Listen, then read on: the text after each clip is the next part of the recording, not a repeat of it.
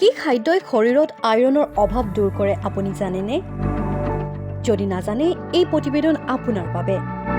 দেহৰ অতি প্ৰয়োজনীয় উপাদানেই হৈছে আইৰণ। আইৰণ আমাৰ শৰীৰৰ বাবে অপৰিহাৰ্য খনিজ, যিয়ে হিমোগ্লোবিন তৈয়াৰ কৰাত সহায় কৰে, যিয়ে শৰীৰত অক্সিজেন প্ৰেৰণৰ কাম কৰে, যাৰ ফলত আমাৰ শক্তি আৰু সামগ্ৰিক স্বাস্থ্যৰ উন্নতি হয়।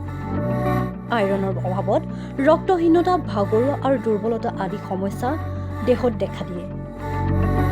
দৈনন্দিন আহাৰত আইৰণৰ সমৃদ্ধ খাদ্য সন্নিৱিষ্ট কৰিব লাগে। আইৰণ আমাৰ শৰীৰৰ এক অতি গুৰুত্বপূৰ্ণ খনিজ, যিয়ে আমাক পুষ্টি দিয়াই নহয়, বহু ৰোগৰ পৰাও ৰক্ষা কৰে। গতিকে আহক আজি আমি জানো কি কি খাদ্যই আমাৰ দেহত আইৰণ যুগুত কৰে।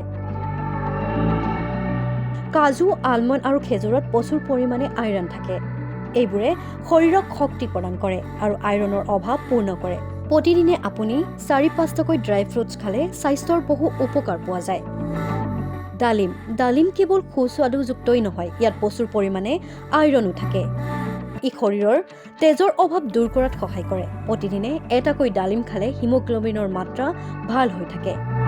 ইয়াক ৰসৰ ৰূপতো সেৱন কৰিব পাৰে। পালেং হৈছে আইৰণৰ এক উৎকৃষ্ট উৎস। কেৱল ইয়াত প্ৰচুৰ পৰিমাণে আইৰণেই নহয়, ইয়াত প্ৰচুৰ পৰিমাণে ভিটামিন চি থাকে, যিয়ে আইৰণ শোষণত সহায় কৰে। উল্লেখ্য যে ১০০ গ্ৰাম পালেঙত ২.৭ মিলিগ্ৰাম আইৰণ থাকে। ইয়াক আপুনি ভাজি বা চুপ বা চালাড হিচাপেও খাব পাৰে।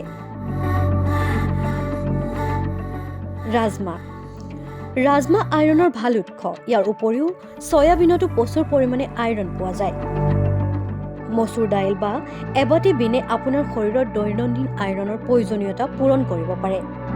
বিট আইৰণৰ লগতে বিটত পটাছিয়াম আৰু এণ্টিঅক্সিডেণ্ট থাকে, যিয়ে তেজৰ গুণাগুণ উন্নত কৰে।